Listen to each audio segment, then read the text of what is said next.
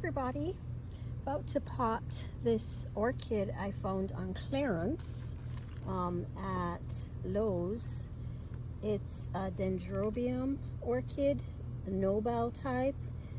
This type of Dendrobium takes like a little rest, kind of dormancy during the winter, very little water, and then they bloom in spring. Flowers are usually fragrant, so I have one and I've done well with it. So I thought I'd go ahead and save this little guy from the clearance rack. So I already got him out of the bag they come in.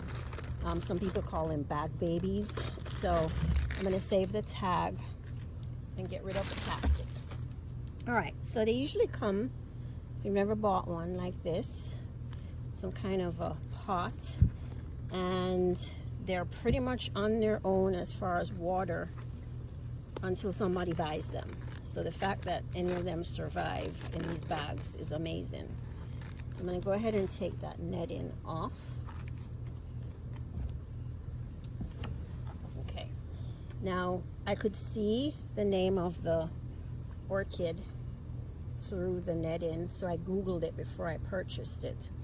It's a Dendrobium, my sweet wink. It's supposed to be white with pink tips.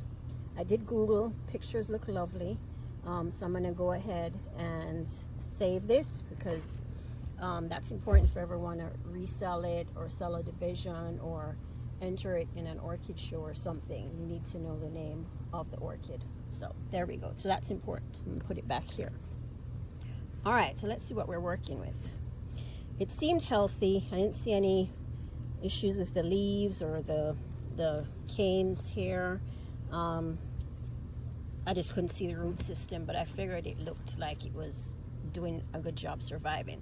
Let's go ahead and unpot it. So they tend to pack them in sphagnum moss, whether they like it or not, to retain whatever little moisture they got. I really doubt the Lowe's, and Home Depot carries these too. I really doubt that they go around trying to put water in the bags. So when I got it yesterday, I poured a lot of water on there and let it sit overnight. And so now I'm going to repot. So the thing is to remove as much of the sphagnum moss as I can without damaging the root system. So just, with it being wet makes it a little bit easier. They also put some styrofoam sometimes in the bottom to help. So let's see. Root system doesn't look terrible for who knows how long it sat there before they threw it on clearance. Let's get some more out. I am going to pot it in bark because, whoops, that's what it actually prefers, at least in reading. So, especially when we get a lot of rain, sphagnum is just going to keep, if it rains every day, it's just going to keep it too wet. So, here we go. Get some more out. And just gently using my fingers to like kind of go between, and there we go. Of course, they don't use top quality moss usually either for this stuff. Some insect is having a field day, a cricket or something. Not sure if that's coming through, but they are singing.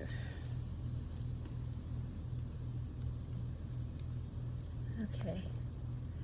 Oh, I'm liking this. I'm so glad I bought it. It had cattleyas, which I'm not fond of. So I didn't get any, even though some seem pretty good. They usually take too much space. And I don't know. Flowers are beautiful, but it's just not my thing. All right. Some more I think I can get off.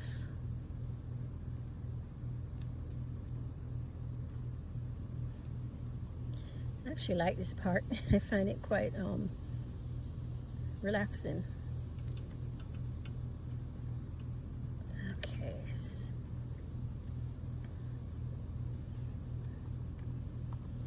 Okay. Just a little bit more. I think we'll be good.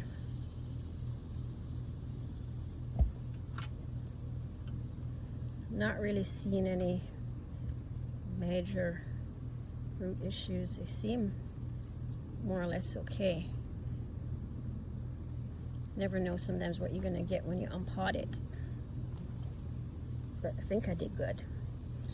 Alright, I didn't really do much damage, but I still always go with my 3% hydrogen peroxide just to be safe. There we go. That's nice. Alright. I could use the same pot, but I think I'm going to go with clay because that's my preference. So give me a minute and I'll be right back. Okay, I'm back with a clay pot. I find clay works better for me in my environment. Clay breathes, unlike plastic, so it keeps the roots from staying wet for too long. Plastic, if you need to retain more moisture, that would be the way to go. Also, like the weight of the clay prevents the big ones from tipping over. All right, I've got a little bark in there. I'm going to be using my Better Grow Orchid bark, potting medium, and I'm pretty much going to look at how this guy is growing. Let's see, this actually looks like a separate piece, but I'm going to leave it in there. It's so little. I also want to point out this neat little feature here. If you can see, there's a baby plant growing. It's even got roots. I could remove it and pot it, but I'm going to leave it alone. This little baby plant, when orchids do this, it's called a keiki, which is Hawaiian for baby or offspring. So I'm going to leave it intact though. Okay. All right, so the way this is going to grow, you can see the main guy here, which would be the biggest one. It's going to keep growing like that. So what I want to do is position it so the bigger ones will have space to keep growing forward. All right? So I'm going to keep the sticks till it settles in the pot. All right, so here we go. I'm going to add some bark.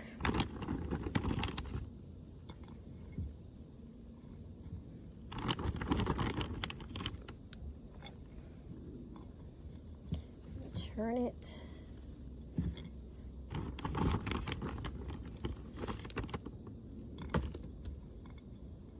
I had a different brand when I did another potting video and I did not like it. The bark even looked like it had been wet for ages in the bag somehow. It was like, I really didn't care for it. So I went and got this, which is the one I prefer. All right, there we go. I think that's pretty nice. Gonna remember to stick your tag in. And I'm gonna give it a good water.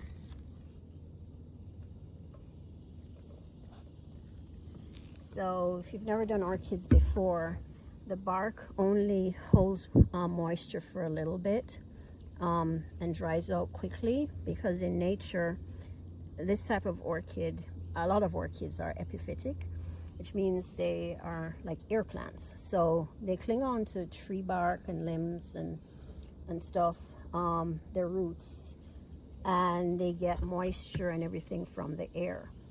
Roots are just to hold on and then grab moisture and stuff, humidity and all that. So they really can't be put in soil unless you do have a few terrestrial ones, which I have, I think, a video or two on those. But for the most part, these guys need to be in something that's going to drain pretty quick. Now the orchids that like a little more moisture and stuff, mix in the bark with sphagnum moss, or there's a few where straight sphagnum moss will be okay. But for like this guy, the bark is what it needs. So there we go. We have potted a Dendrobium Nobile type. I will take care of it. I think it's going to look, well, actually not like any of the pictures on here. Actually, maybe more like that one in the back. White with purpley pink edges. And the blooms, ooh, the blooms are supposed to last like a month when it does bloom. So I'm not sure if this is blooming size. So what I mean is I don't know if I'll get flowers come this early spring, or if it'll take me another year. It's a thing with orchids. You need patience for sure. But anyway, it was too good to pass up, needed rescuing, and I thought it would be a good little tutorial on how to buy one of these bag babies from Home Depot or Lowe's, and take care of it and pot it up. Okay, all right everyone, thanks for watching.